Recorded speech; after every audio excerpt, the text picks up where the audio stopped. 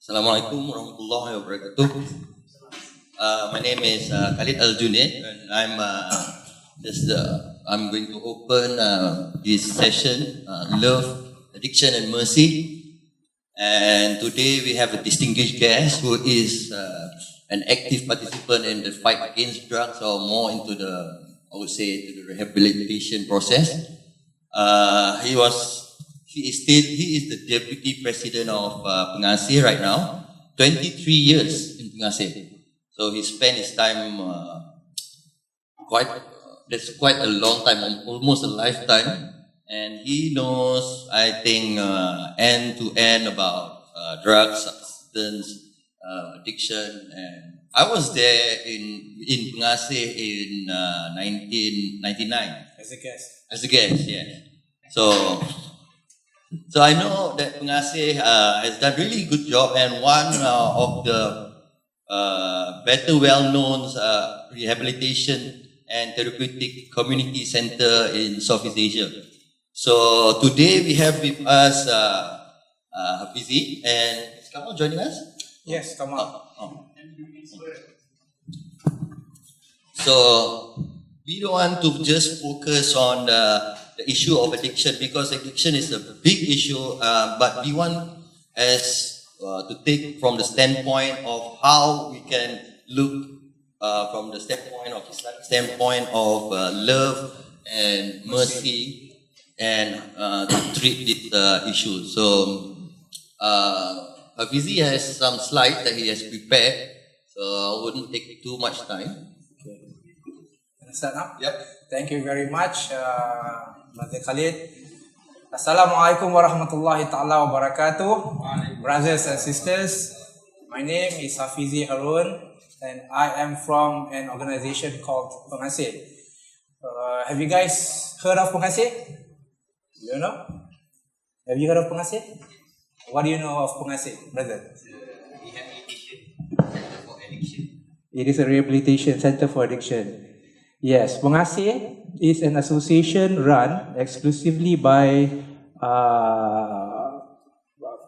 those who were once addicted to drugs. It's an association run exclusively by former drug addicts or drug abusers.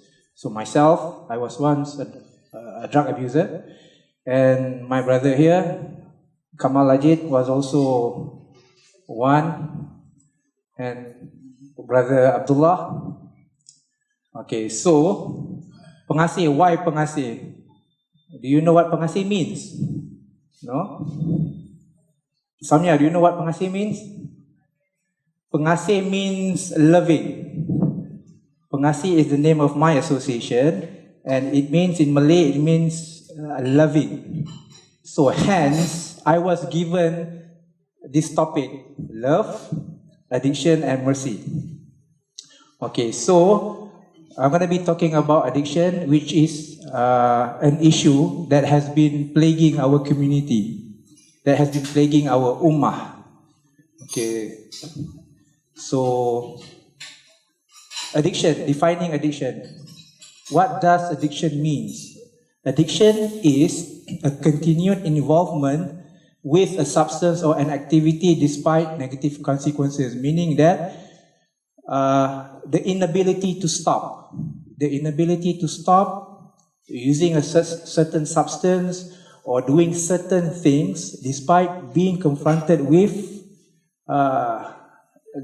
negativities in a person's lives. Okay. There are two types of addiction.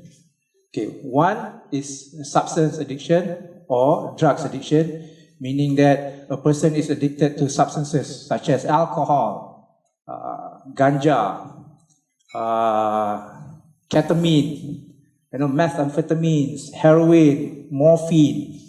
And one more type of addiction is behavioral addiction, or also known as process addiction, which means a person is addicted to behaviors like gambling, pornography, sex, and so on. Okay, now we're going to be understanding substance addiction. Okay, not all person who uses drugs are addicts. Not everyone who uses drugs, who try using drugs once, twice, thrice, end up becoming an addict. Okay? For a person to end up becoming an addict, he or she, they have to go through certain stages. Okay? And the stages are 4. Experimental stage, recreational or situational stage, regular use, and dependent or addiction. Okay, experimental. Experimental is when a person tries out using substance for the very first time. In my experience as a counselor in Pengasih, whenever I do my session with clients, whenever I do my interview with clients, I would always ask them, when was your first time experimenting with drugs? When was your first time using drugs? And the answer that I get from majority of the clients, 90% started experimenting with drugs between the age of 14 to 17. 14 to 17. So, their first experience with drugs. And then after that, the second stage is recreational stage, where when a person already experienced abusing drugs and already are familiar with its effect, he or she begins to abuse it or to misuse it based on the desired effect. Meaning that, or based on situations when they want to go party, when they want to feel confident during an interview, when they want to have more focus studying. This is like recreational users. Recreational and situational. They are using it for fun and for social purposes. And the third stage is regular use, meaning that the use is now more frequent, the dose is more frequent, the dose has been increased, and the use is much more frequent. Maybe before this, they are only using for a certain or specific social situation, but now during the third stage, the use has been increased where they use once, twice, thrice a week, 4 times a week, frequent use. And then the last stage is the dependent use or addiction, where this is where a person's use is unmanageable. Financially, socially, psychologically, experiencing with a lot of problems in his or her lives. Okay. So you guys get me, right? Okay. Stages of addiction. So now we're going to be talking on addiction, because before this, there are a lot of views, different views on how people view addiction, because how we view a certain problem will influence how we treat or how we address the problem. Like 15 years ago, 20 years ago, addiction was viewed as a moral issue. So they tried to cure addiction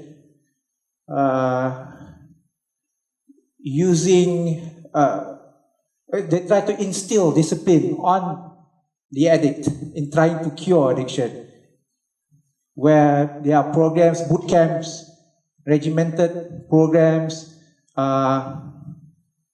using the military approach, a lot of physical activities, because they try to instill discipline on the addicts, because they are looking from the perspective of addiction as a moral issue, where addicts are being seen as bad people, lazy, stubborn, it's a choice, you're digging your own grave. So they try to instill discipline on the person. So that doesn't work really well. I mean, just the discipline aspect, you enforce the physical aspect, so that doesn't really have a good impact on the addicts.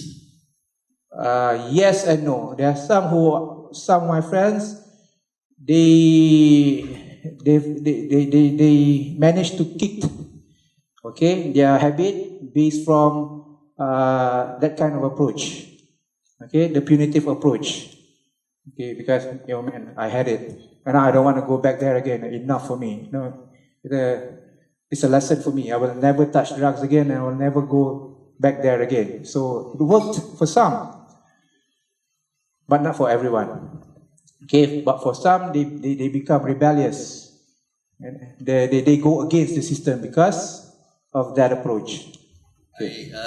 Just to share a story, when I was growing up in Penang, in my kampung there, last time there was, when I was small, there was an addict, heroin addict. So what they did was they tied the heroin addict to a pole and let him be there.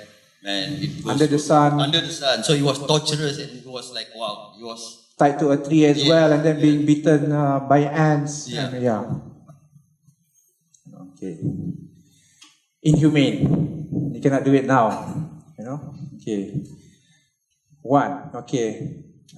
Back then, again, there are also some group of people who view addiction as a problem with iman. Okay, problem with spirituality or iman. So they try to treat addiction using the faith-based approach, using religiosity. Okay, like in Malaysia we have all this sekolah pondok, inaba. In Indonesia we have the pesantren approach where they are using Islamic Islamic approach in addressing addiction, where an addict is being set there, and the program that he or she has to undergo is from morning until night, based on Islamic rituals, zikir, jamaah prayers, tahajjud, duha, sunnah taubah, all these activities. And not only Islamic approach, but also Christian approach as well. They have it. The church, they have it, using the Christian approach, and also the Hindu approach, and also the Buddhism approach in treating addiction. Faith-based, they call it. And back then again, they also have a group of people who view addiction as a health issue, where they try to treat addiction with medicine, Subutex, Naltrexone, methadone. Okay, but now this is the current definition of addiction.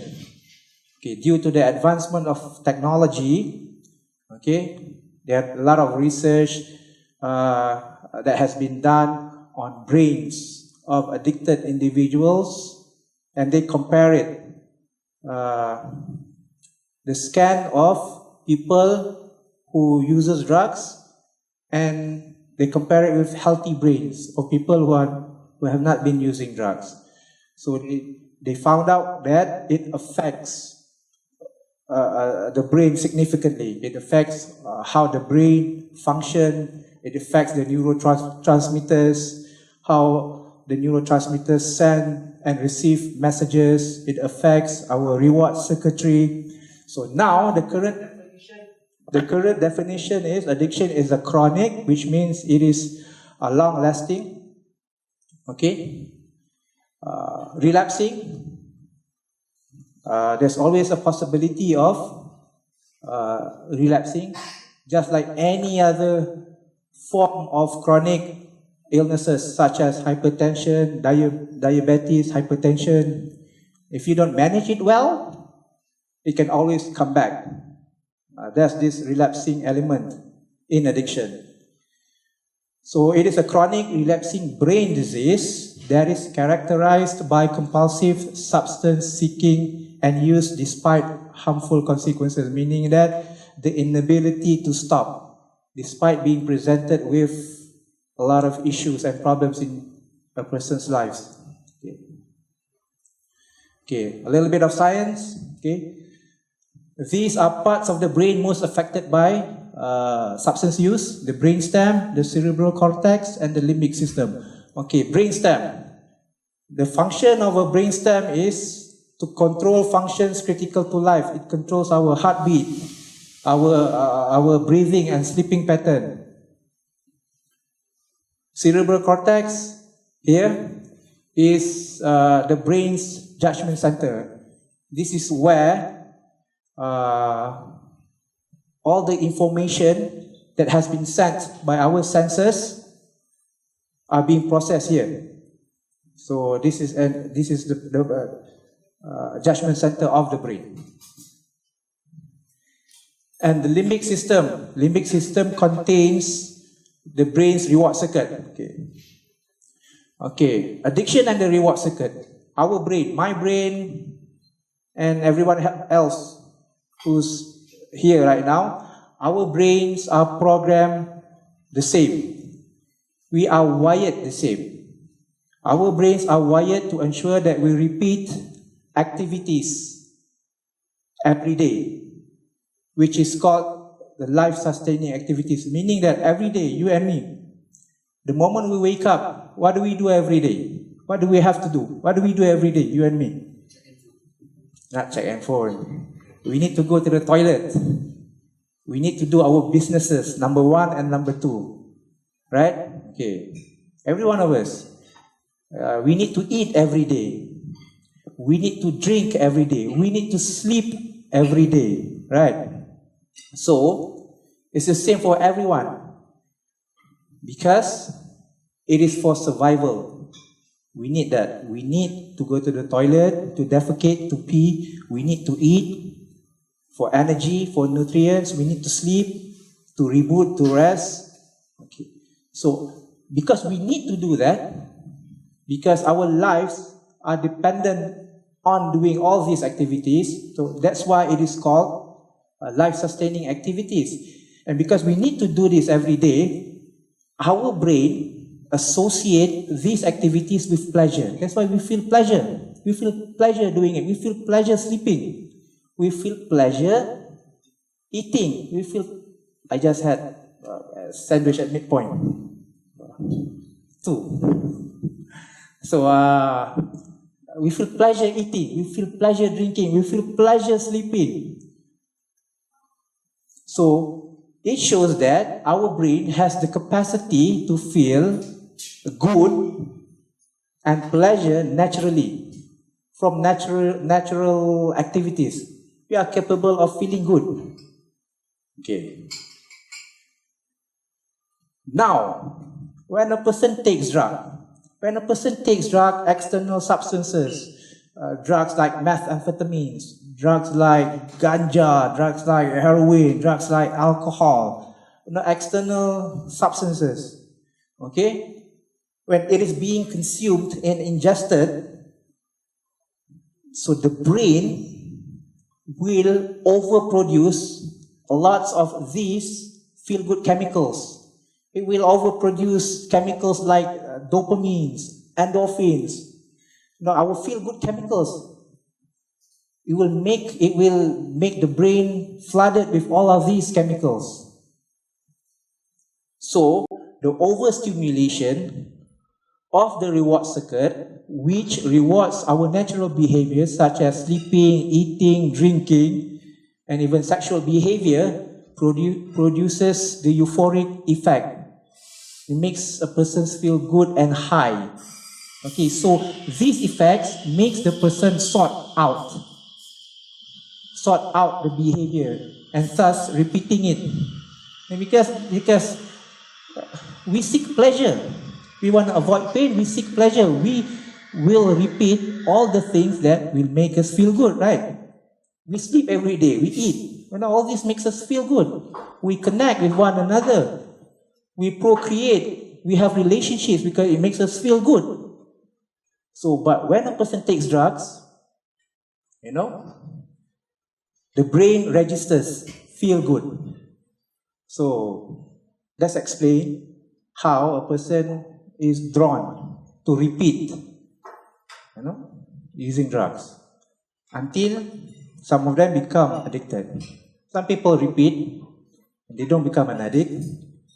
Okay? Some people, the handbrake does not work anymore. Okay. See, the reward.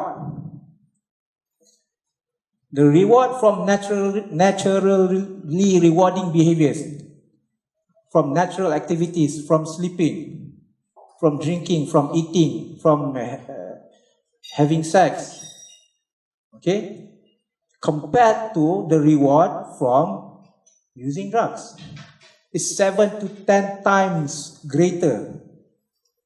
Using drugs produces 7 to 10 times greater the feeling of pleasure.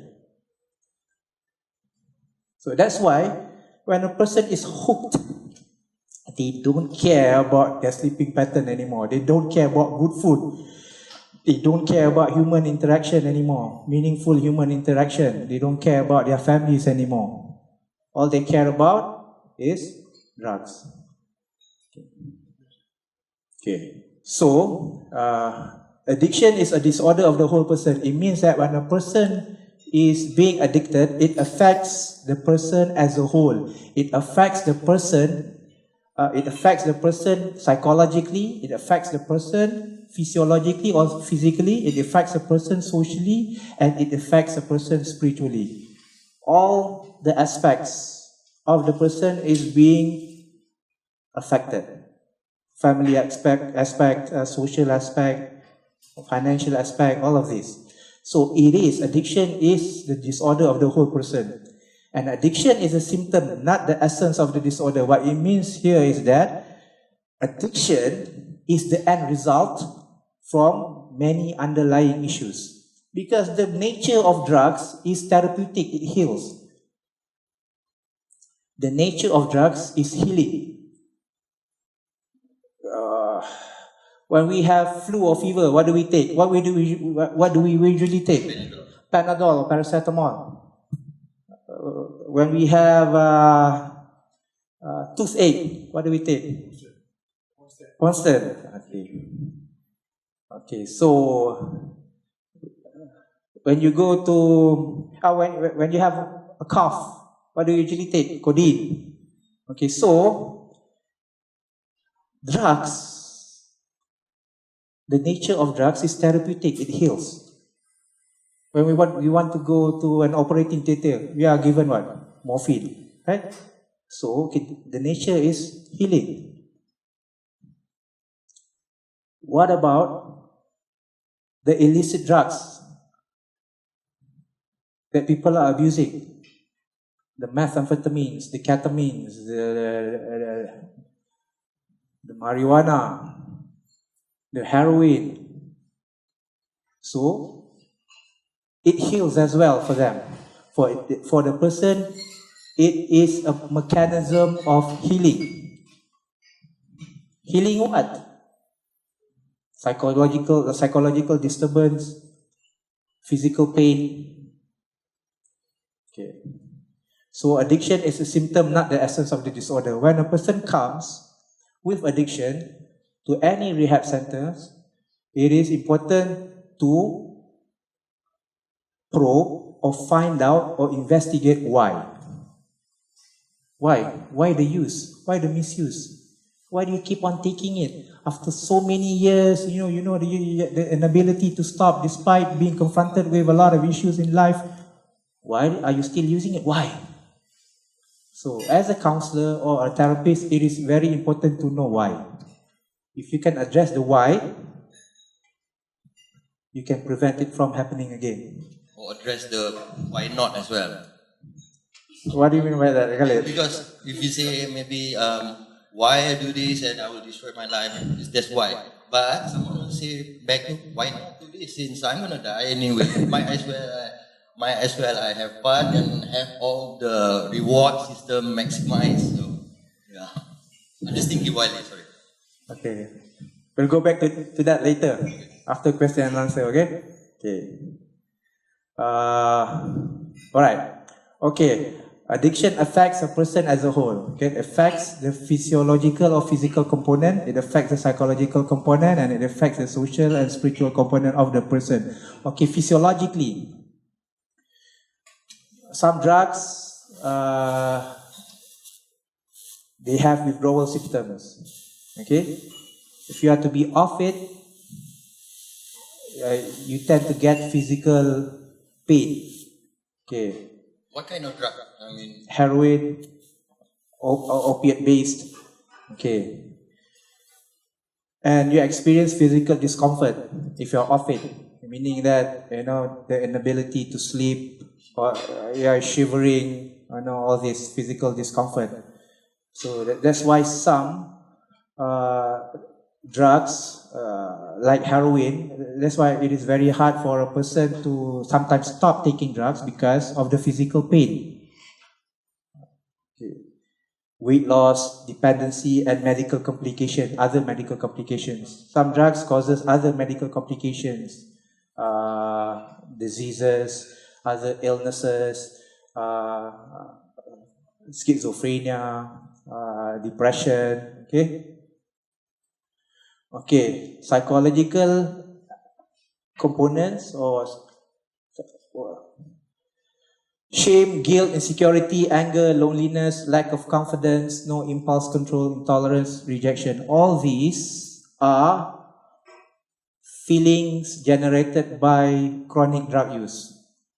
Okay, when a person has been using drugs for so long, he or she experiences all this: the shame, the guilt, the anger, the hopelessness.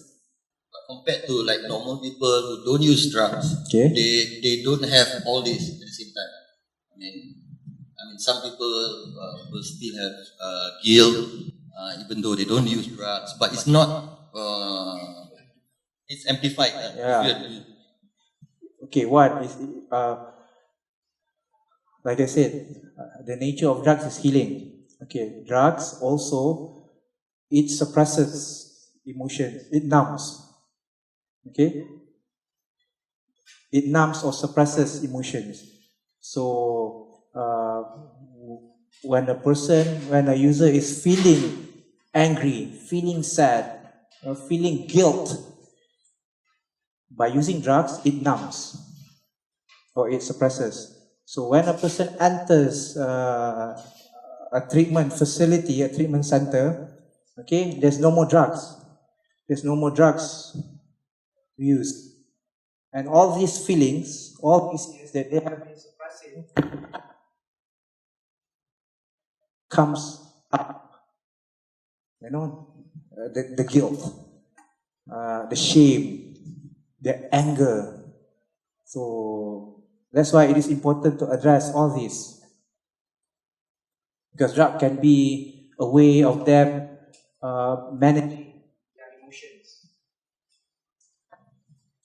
And behavioral state, okay, drugs changes a person's behavior. When a person is addicted, and addiction is a very expensive habit, very expensive, you know. It affects you financially, it affects you at work, you know. You cannot focus, and then you have no money, but you still need to take it every day. Otherwise, you're gonna feel discomfort, you're gonna feel pain. So, and then you resort, because you don't have money, but you need to have it every day. So some clients, some individuals, they resort to crimes or to doing petty crimes. They cheat, they lie, they steal, they manipulate. So it changes a person's behavior, and eventually it changes a person's character because of drugs. So he's a different person when he's on drugs or under the influence or during his addiction years. So isolate or withdrawn, escape reality, manipulation, inability to delay gratification, antisocial behavior, deficit in social skills. So as you can see, it becomes a vicious cycle. Okay, drugs or addiction affects a person physiologically, psychologically, socially, and if these components is not being addressed when a person enters treatment or when they are in recovery, okay, it will become all these discomforts, will become signals for them or cue for them to use drugs. Whenever they are feeling sad, whenever they are feeling bored, whenever they are feeling angry, whenever they are being rejected, whenever they feel pain, it becomes a signal for them to use. Because that's the only way they know how to cope with life, with issues and problems. Okay, process addiction. The next type of addiction is behavioral or process addiction. Okay, process addictions or behavioral addictions are behaviors known to be addictive because they are mood altering. It alters a person's mood. Okay, gambling, shopping, work, exercise, internet, sex, pornography, stealing.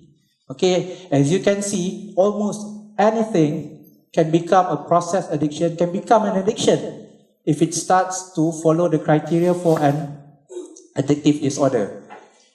It can become an addiction if there are these criteria.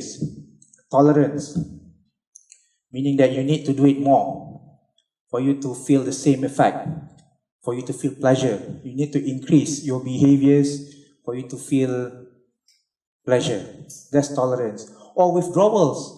You feel discomfort when you try to be off it. Okay, when you watch, for a person who gambles, okay, it's not a substance, it's an activity. For a gambler, when he or she tries to stop, he or she will experience discomfort, withdrawal from the behavior. Just like sex, a person who is addicted to sex or pornography tries to cut down on the said behavior, they will experience withdrawals, discomfort. Okay. Greater quantity or intensity than intended, meaning that you try to plan the frequency of your behavior, but you end up doing more. For example, like a gambler. Okay, I'm just gonna gamble once today. I'm just gonna go, stop by, then I'm just gonna play one game. And he or she end up playing until the next day. I'm just gonna bet on $10. And he or she end up betting on losing what? 10,000, yeah. Okay. Unsuccessful attempts at cutting back, stopping. Okay. The handbrake has been broken. Inability to stop. Time spent preparing, engaging, and recovering from the behavior. Loss in other life domains, meaning that due to the behaviors that you are addicted to, a person who is addicted to causes other losses in his or her life's domain, causes problems in school, at work, in relationships, because of the said behavior. Continued despite significant consequences, meaning, marital problems, still unable to stop. Work problems, warning after warning from work, keep missing work or school because of the said behaviors, but still continue doing it despite negative consequences. And there's secrecy, used as an escape, and involved with illegal activities. All right, my last slide. So what do we do? Okay. What do we do? Based from my experience working, based from my personal and professional experience working in the field of addiction,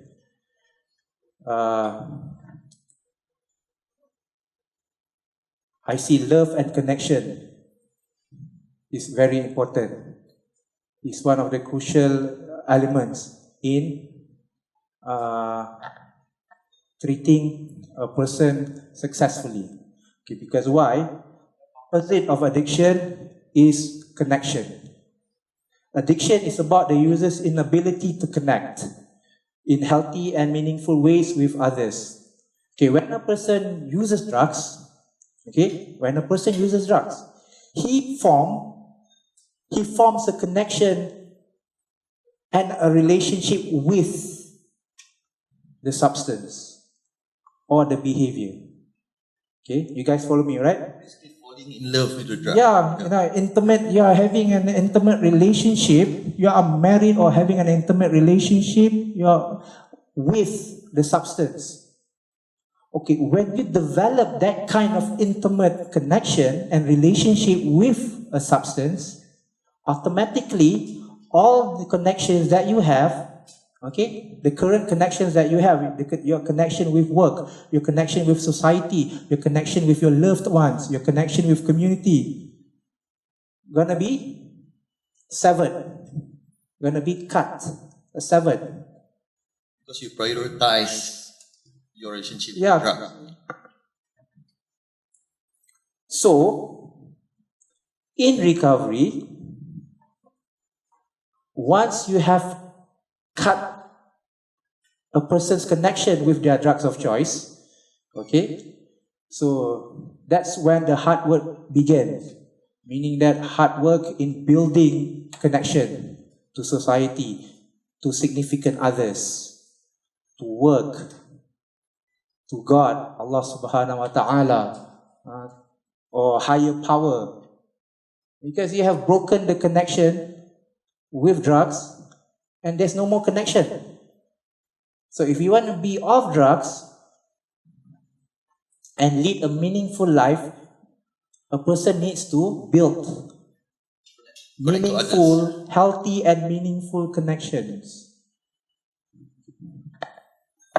Okay, so addiction correlates strongly with feelings of low self-esteem, loneliness, depression, and guilt. All these are signs of a person struggling to find meaning of existence. What am I here for? Why is my life like this? Existential questions. What's next? Why am I here? So having connection, meaningful connection, and connecting a person back to other people, to community, you will make them feel loved and belonged and develop a sense of purpose and a sense of belonging. And spirituality is a strong component in facilitating healing. Being connected to a higher power helps us gain a different understanding of life events. Spirituality. Why spirituality is important? Or religiosity or spirituality. A person can be off drugs, a person can be in recovery, not using drugs anymore, but they can still be very miserable, unhappy, depressed, angry at the world, whining and complaining. They are not using drugs. They are normal, but they are miserable. So in recovery, we teach or we encourage our clients to be connected to a power higher than themselves.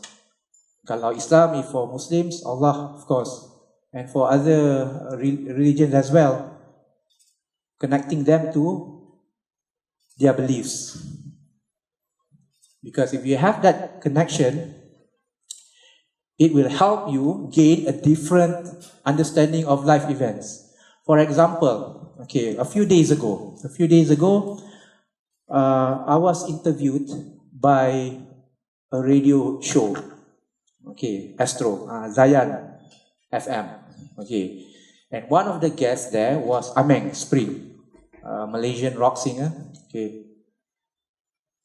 He shared his experience during the interview. He was imprisoned for 8 years. He was imprisoned for 8 years and he received the 10 strokes of the cane, whipping. And he was there for 8 years. But when he told his story, how was it? When you flash back, how did it mean for you? He said that I gained a lot from it. Hikmah. He said that because he was imprisoned there, he started reading Al-Quran, reading Muqaddam, Alif, Ba, Ta, Sa, Jim, Ha, Ho, and then from scratch. Like Alif, he had to write it A-L-I-F. Ba, B-A. He learned Alif Bata from scratch, and then within the period of 8 years, he khatam 12 times. Meaning that he khatam twice every year, once every 6 months. So 12 times. Said, I managed to read Quran, which I never did throughout my years. And then I khatam 12 times. Then now it has been a part of my life. And I end up now being a motivator because of my past experience. So see, spirituality made him view his life events differently. Syukur. Nothing in Islam is coincidental. Now, I would like to call my friend, Mr. Kamal Ajit, who has a very interesting experience being a revert. And who was, share. Good evening, everyone. Assalamu alaikum.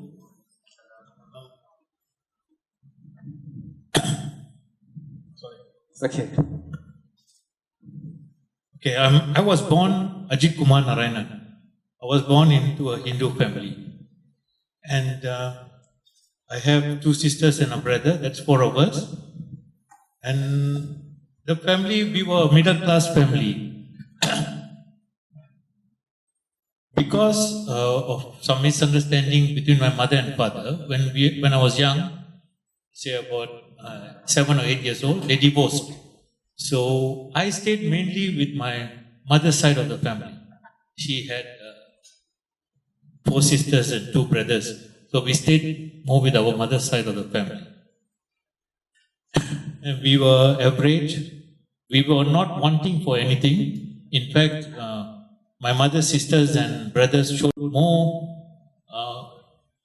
attention to us since we were without a father. And they educated us very well.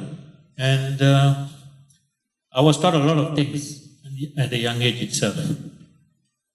One day I saw my mom, she had a friend, a Christian friend, and she was a teacher, and she used to take my mom to church on a Sunday. Every Sunday she used to come and fetch her. So one day, being very close to my mom, I wanted to go with my mom. I told my mom, look, I also want to come to church. But my mom told me one thing, wait, you're too young to decide what religion you want.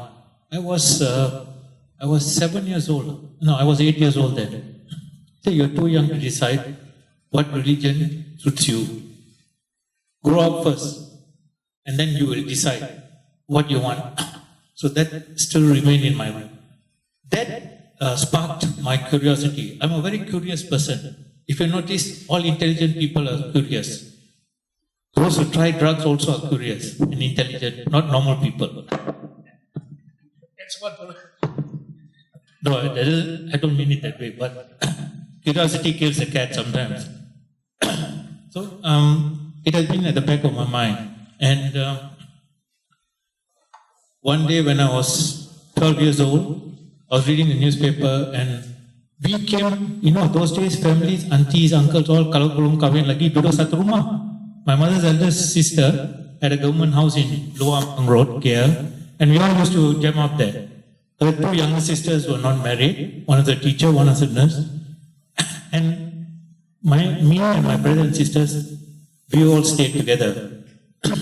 So they were having a discussion, and I was reading a newspaper, and I read there, and suddenly it struck me they were talking about the Malaysian economy, about poor people, rich people. And I just said, I told my cousin sister, hey, I have the answer, man, to this poor and rich. So she looked at me and entertained me. Okay, what is your answer? She smiled. I said, easy, the rich give to the poor and everyone will be equal. And she laughed. You're too young to understand. But to me, it looked so simple. So that inspiration came to me and it was in my mind and I was searching. Why can't anyone see it that way? Why can't everyone see it that way? So simple. Why was there rich and poor? Anyway, so I went through life. I went to India to study. I came back. And this was still at the back of my mind. I used to pray, I believe in God. I used to pray. That time I was a Hindu, right? And when I was in India, I had an experience with substances. This was in the 70s. Hippie people, peace, make love, not war, and all that. So did you get hooked? Yeah. It was okay, ganja at first, some tablets. But when I started to inject morphine, not heroin, there was no heroin then. But when I started to inject morphine, then it became quite severe because the substance was going into the bloodstream and direct. So morphine is meant as a painkiller. So if you don't take it, you have increased the resistance to your pain, you see. You have decreased. So everything, the whole body. Can you imagine 50 elephants jumping on you? That's how you would have felt the pain. There was no one to tell me what is withdrawals. I had to go through it myself. Got on a flight. I finished my degree. Thanks to God, I finished my degree. Got on a flight, reached Penang, came home, and for 2 weeks or close to a month, I didn't have any conversation at all with my siblings. The only conversation I had with my mother was, she'll ask me in the morning, what do you want for breakfast? I'll tell her. And then lunchtime she'll ask me, what do you want for lunch? And I'll tell her. And dinner. And I just used to sit out there and look out into space. It took me a while to get back my senses and coordination and thinking. Because there was this substance that was not there to make me complete. Was so dependent on it. It became part of my body. The drugs, the ganja. Physical exercise helped me. Sports helped me a lot. That's why I stress, as human beings, we should play games. There was a badminton court. I played badminton every evening, and that got back my confidence, my health. And I managed to get my life back. I was teaching for a while. I have a degree in agriculture. I got a job in Sabah in the estates. And I went over to work as a carrot planter in Tawak, Sabah. What about your addiction? Yes. Still... No, that was okay. I had finished it. I overcome that. My family were very understanding because I had a cousin. He was a doctor. And he was in India studying when I was there. And I went to visit him during holidays. And he showed me ganja and said, hey, look, we smoke this here, it's all right, not so bad. He knew about it, but they took it as for entertainment sake. They used to play guitar, music, they had a band there, so they took it on for entertainment purposes. Whereas me, it became an everyday affair, every day. So when they realized that I was hooked on a substance, I was into drug addiction, substance abuse, he advised my family, it's okay, it's all right. At least he has finished his degree. Ask him to come back and he'll be okay. So they didn't actually jump on me or kill me or take adverse actions. They treated me as normal. So I was lucky in that aspect. There was someone in my family to explain to them, this is not a major problem. It's all right. People make mistakes in life. You have to overcome that. But when I went to Tawau, because I was dependent on a substance, and I couldn't get the drugs, the ganja and all, I resorted to alcohol. The managers used to smoke after work. They used to get on. It was interior. It is not near the town. The estate was inside, interior. So there's nothing much to do in the evening after work. So the managers used to get around, have a couple of beers, but they just had a couple of beers only and they used to go back. And To me, a couple of beers was not enough. I was searching for that the level which I used to have. Very difficult to say. That searching for that fulfillment. Because actually I was not yet satisfied with myself. There was still some emptiness. There's still something I was searching for. I don't know. I can't find what it was actually. I don't know at the moment. So I used to drink every day, practically every day. And it became quite worse. So much so that in the morning, in the daytime also, before going to work, I had to drink. And I was terminated from my work. And I came back to West Malaysia. I went for treatment under Prof. Hussein. He gave me some medication. I joined a medical company, being a product specialist, selling orthopedic implants. Very good. I had my alcohol under control only in the evenings. I started playing activities. Good job. But that's something still missing in my life. Used to go to the pubs in the night, after work, hang around there until 12, 1 o'clock, come back late. No purpose. Not yet. Not yet. That was not yet. And during my work as a product specialist, I have to go all over hospitals throughout Malaysia, go to hospitals throughout Malaysia, and show them the products we are using, because it's called orthopedics, internal implant.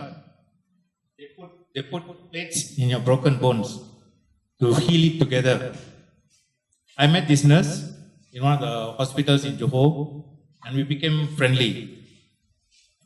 And she came up to Melaka to work, and I lost my job at that moment.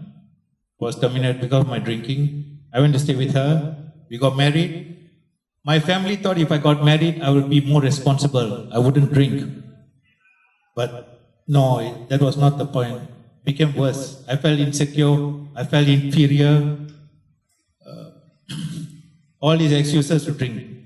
One day my wife caught me. Then my wife, she caught me with a bottle in the hand. I had hidden the bottle in the room, in the house, and in the night I went and took it to drink. And then she put on the light and said, "What is that you have in your hand?" I said, "Look at it. Like a small kid, no caught." Then she said, "Okay." She said, "Ask me one thing. If you really love me, take that bottle and throw it away." And I couldn't throw the bottle. Can you imagine? Not to say I didn't love her, but I love her. But I couldn't throw the bottle because of the withdrawal. What I'm going to go through.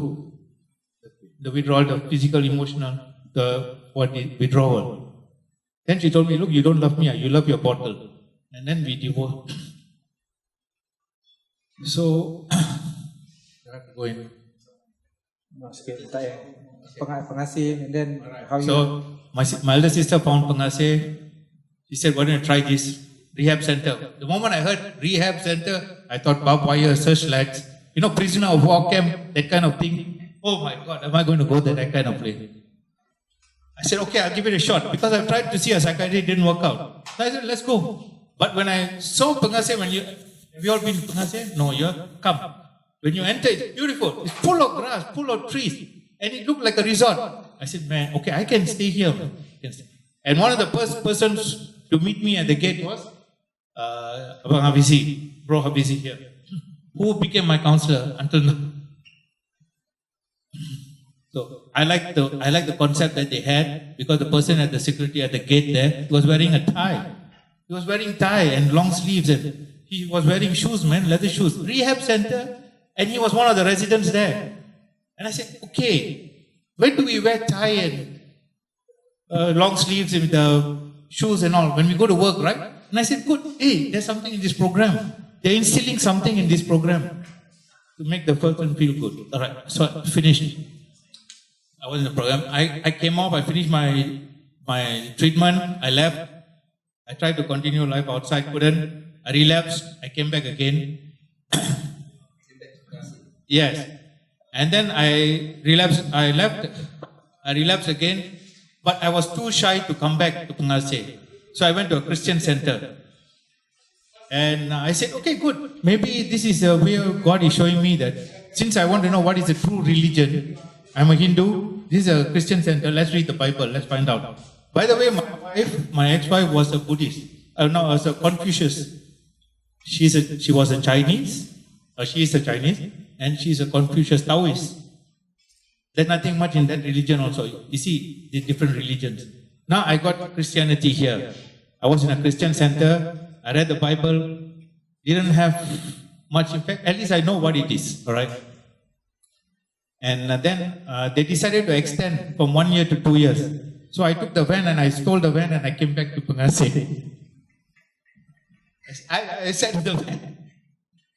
What happened after you stole the van? So after stealing the van, came back to Pengasih, and they said, okay, we won't take you until you finish. The centers, the owner of the center complained, reported the police. The police came because I told Pengasih, call the owner.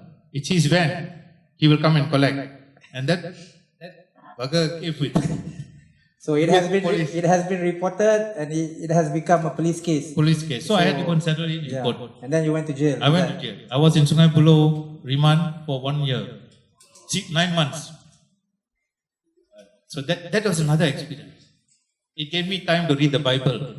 Like you said, I had time, more than enough time to read the Bible from page to page. Came out. So that time I was a Christian, right? So I came out and then there's no other place to go except back to Pengasih. Then I went back to Pengasih and I was there. I finished that. After 2 years, again, I wanted to go out and look for life, on my own. I left.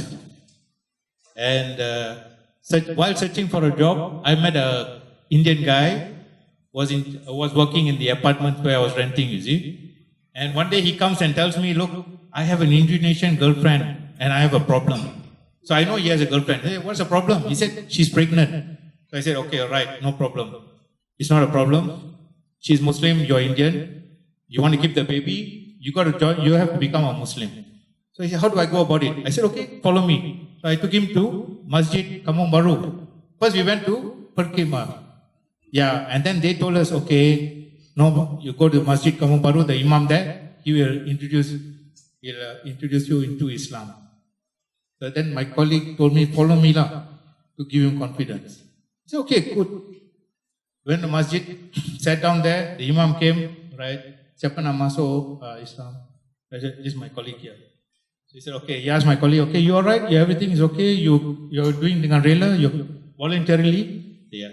Then suddenly the Imam turns to me and tells me, what about you? So at that moment, everything flashed. You want to know all the religions? I want to know who's the true God. I asked for it. And then there's an opportunity to be a Muslim, to learn about Islam. I said, yeah, okay. I also will embrace Islam. And then that's how I joined, yeah. That's very enlightening. So finished everything, and then I became Muhammad Kamal. I went to Kota Baru. Still drinking? And then I was still drinking still. But everyone says, no, being a Muslim, you cannot drink. Alcohol is forbidden now. So I used to drink, but I had that guilt in me. It's like a child doing something wrong, and you know you're doing it wrong. So I was still not satisfied. And I lost my job. I couldn't hold on to a job. Came back to Pengasih. And this is the longest I've been here in Pengasih this time. About 9 years.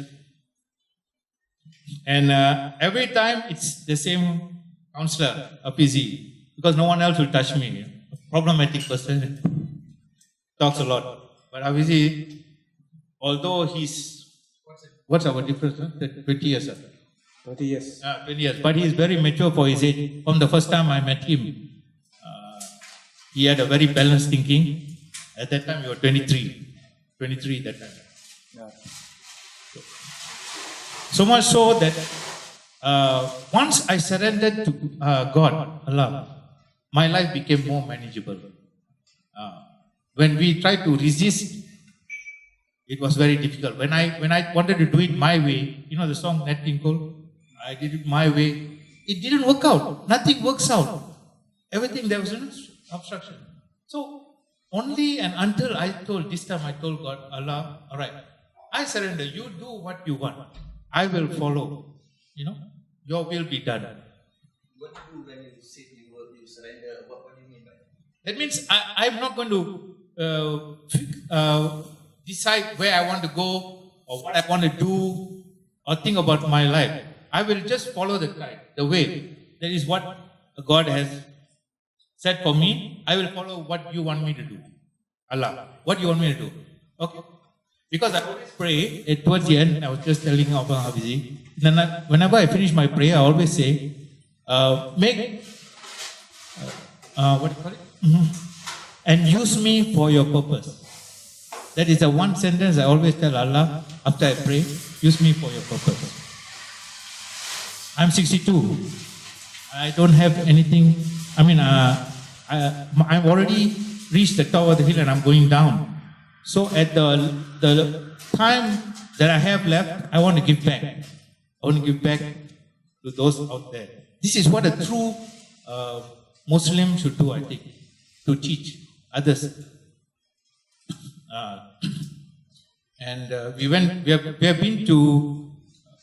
We went for Umrah together. I've been, and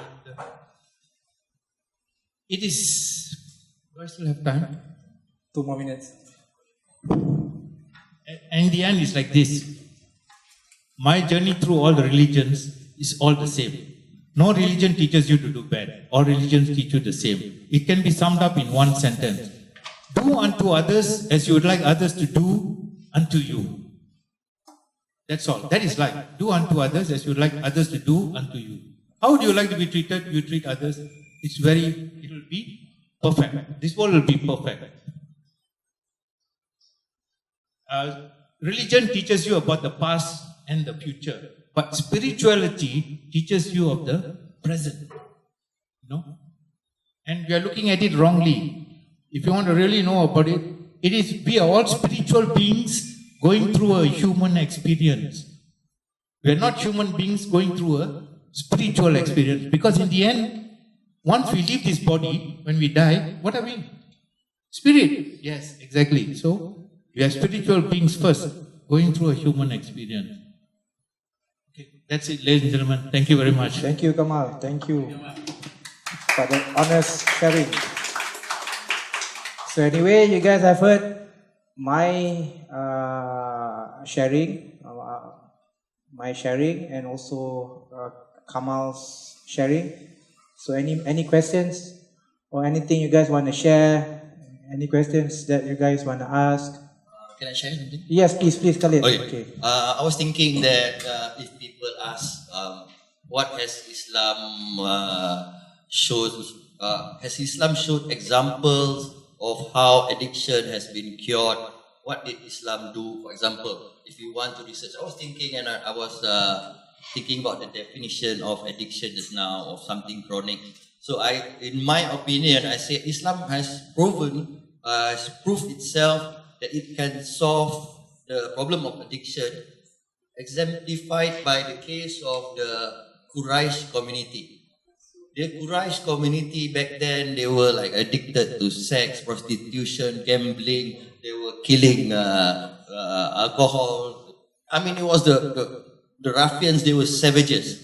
But when Islam came and changed them, and not only just a person, but it's a whole society. In that period of time, they would change from savages into a unit of people that can win wars and all that. Yeah. And from then onwards, these people, the people in Mecca, found glory and victory. And the process is not easy. So maybe we can perhaps take some lessons from there. How the Quraysh would change. So this is what we have been doing in Pengasih. Like I have explained to you guys earlier during my introduction what Pengasih is. Pengasih is an association run exclusively by former drug users. So we have been existed since almost 30 years. This year is our 29th. Okay, next year will be our 30th. So what we did was, it started with a small group of friends. Okay, there were 5-6 of us, the founders, Haji Ramli, Dato' Yunus Pati, and 3-4 of his friends. Okay, they they wanted to stop. They had the conviction to stop, and then they felt guilty. They were discussing amongst themselves. They were guilty, saying that, Alhamdulillah, as of now, we managed to keep our addiction under control. We have been off it. Okay, we are able to pray. We are able to sleep. Enjoy life, and then. But don't you guys feel guilty because you're able to do this, and knowing that your friends, your close friends, are still on it, are still in and out of institutions, in and out of prisons. You have to do something. So they were discussing. That was when the idea of forming the association. Okay, why don't we make a rehab? We form an association. We advocate for recovery. We go and outreach our friends in need. We show them, we guide them, we show them the way, how to be like us, how to stop. Okay. So that was 29 years ago. So, and what they did was, they began from at that time they were using this Jemaah Tabligh approach. Where they go house to house, people go to other institutions and talk about change, hijrah, repent, tawbah. Okay, so it worked because why? They are using themselves as proof that people can change. So the concept is similarly like from Mecca. Hijrah to Madinah, from the community of Meccans to the community of Madinah. Same. Well, people like me, like Khalid, like brother Abdullah, like Kamal Ajid, Hijrah. We were in a community where we did everything. Everything that was forbidden, we did. The alcohol, the stealing, you name it. We heard our family members, we were being very rude and disrespectful towards our loved ones, my mother, my dad, So, then we went to live in a community where the Madani community in Pangasi, a community of like-minded individuals, people with the same experience. But the difference is, they used to do drugs, they used to do all these things, but now they are here in the present moment talking about change. Doing Islamic practices, the zikr, the 5 times daily prayer, and then practicing spiritual values, practicing gratitude, practicing honesty, genuine care and concern, until we practice that every day, living in that community until it becomes a part of us, until it becomes a lifestyle. Being in a community can really change. A person can change just by living in a community and believing and following their lifestyle and believing the community's belief. So like how it changed me, how it changed Kamal. When I came into treatment, when I was released from prison when I was 19 in 1997. I was in this community when I was 19. Now I've been there for 23 years. So you do your own calculation. I grew up there. Okay, so, and then I felt that I belonged. I belonged to a group of people, and I feel good doing it. I feel that I have a purpose. I did my hijrah because hijrah is a process. I did my hijrah, and then I was given the opportunity to da'wah. da'wah and to also pull other people to change, to do tawbah. This is what keeps me going throughout these 23 years, man.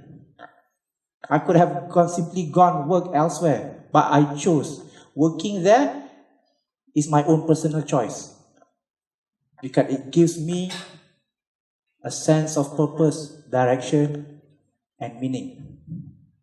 This is why I reach out to Aman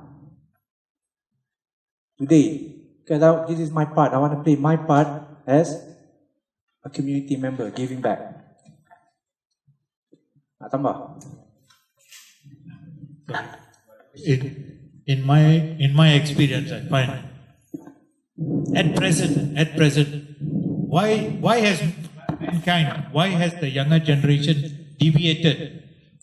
It's because they lack spirituality. Humans not complete. Human not complete. It doesn't have spirituality. You need spirituality to complete yourself, which is lost in the younger generation. Hi, can I call Abang Kamal? Yes. Okay, Assalamualaikum. Waalaikumsalam warahmatullahi. My question is, you are 62, right? How old are you when you was as a drug addict? How old are you that time? When I first started, I was. How long you been practice that? Being as a drug addict. That's my question. Being a substance abuse drug addict was short while. It's about 6 years when I was in India. Okay. That's from the age of 19 to 24, 25. 35. 25. 19 to 25. Substance was that's 6 years only. When I came back to Malaysia, I haven't taken any drug. Okay. It was alcohol. Okay, all right. So how do you manage your health during particular time and then until you reach at 62? Mostly because some of the drug addicts, they won't live longer. Yeah? Unless except those people who actually knows, I'm reversing themselves, take care, back to Allah, repent themselves. But I just want to know, how do you take care of yourself during particular time? Are you on medicines or you get treatment spiritually from yourself between you and Allah? I know. Spill the bean. Exercise, man. Yeah. Oh, you did exercise. You see, that period when I was doing substance, besides alcohol, was 6 years. At that time when I was in the university, I used to play a lot of games. I used to play games. Football field in the evening, evening badminton in the hall. So that kept me fit in that aspect. And the substance that time was not, I was not injecting. It was not in the bloodstream. It was just ganja, cannabis. I left substance. I became an alcoholic. Alcohol, the severity of the alcohol was only a few years, 3 or 4 years. The remainder part, I was working and I was drinking. So I used to drink after work, but at the same time it was work. So it was not so detrimental to my health. I was injecting. Whereas the substance abusers at that time were shooting heroin, were injecting heroin. They used to smoke it and they were shooting. Drugs are more dangerous. Yeah. So my tenure with the substance was not that long. So Exercise is important. So today I will be doing exercise after this. Yeah, I would advocate it. I wish you, pray for you to live longer. Oh, really? Thank you very much. Allahu Akbar. Allah Akbar. So for different person, for different people, there seem to be different ways of recovery from addiction, or Of course, there are different pathways to recovery. One size does not fit all. Okay, what works for me does not necessarily. for you is passion in doing this. For Yeah. him, it's a combination of spiritual. What I'm saying? That the word he used, passion. Yes. What turns you on? What is your Drive. What is your drive? At the moment, everyone is turned on by this. Sorry. We are all addicted. Guys, sorry, let's face it. Can I say? Okay, yes, sister, you have a question? It's not a question, but you said to share anything. Yes, please. Yeah. So I'm a big believer in what you're saying, that connection is like the root cause for addiction and or lack of connection.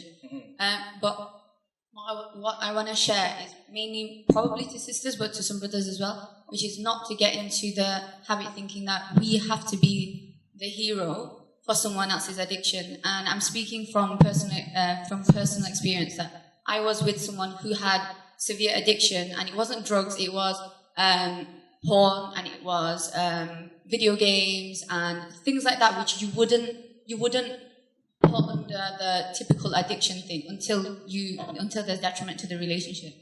But then it's very natural for the people in that person's lives to feel like they have to be the reason that they get better. They have to love them unconditionally, which they do, and if they don't show that, then they're not going to get better. However, the thing that I want to put out to the world is you can love them, but you also have to protect yourself as well. You have to have your own boundaries. And if you loving someone who's got addiction means that it's causing you harm, then you really need to think about that as well. And loving someone who's got addiction, it might mean putting them in better hands and giving them to professionals, as opposed to putting yourself in that detriment.